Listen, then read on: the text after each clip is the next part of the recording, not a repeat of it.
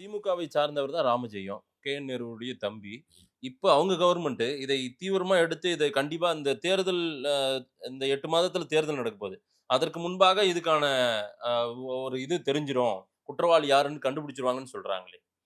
நீங்க இப்ப 13 வருஷமா அந்த வழக்கு எப்படி போச்சோ, அதே போல தான் 13 வருடம் கழித்தும் இந்த வழக்கு போகும். ம். என்ன காரணம்னா, நீங்க உண்மையான குற்றவாளிய கைது செய்யணும்னு முடிவு பண்ணி நீங்க சார்ஜ் ஷீட் போட்டீங்கன்னா, தமிழ்நாட்டு அரசியலு கிடுகிடுத்து போகும். ஓ!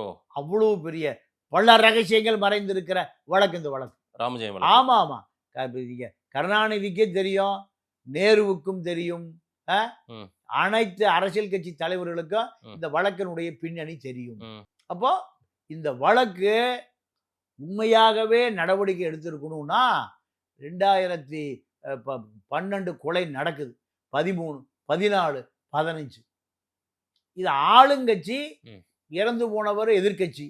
ஆளுங்கட்சி இந்த வழக்கை எந்த அக்கறையும் காட்டவில்லை.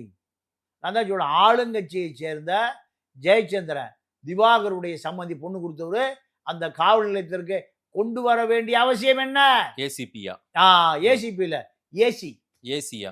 ACP assistant commissioner police. Police. வெளியூர்ல டிஎஸ்பிக்குவோம். அங்க சிட்டிக்கு போனா ஏசி. ஏசி.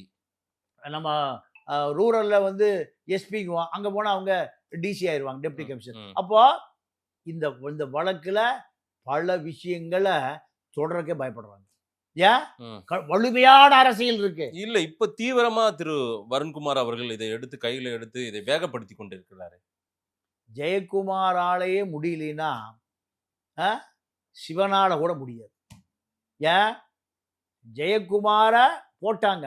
அவரு எதை நான் இதே மாதிரி அப்பவே சொன்னேன், ஜெயக்குமார் விட்டுட்டு போயிடுவார்னு தான் சொன்னேன். எல்லாத்துக்குள்ளேயும் ஒரு இன்ஃப்ளூயன்ஸ் இருக்கு, ஒரு அரசியல் இருக்கு.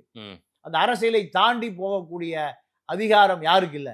ஜெயக்குமாருக்கும் இல்ல, வருண்குமாருக்கும் இல்ல, அருண்குமாருக்கும் இல்ல.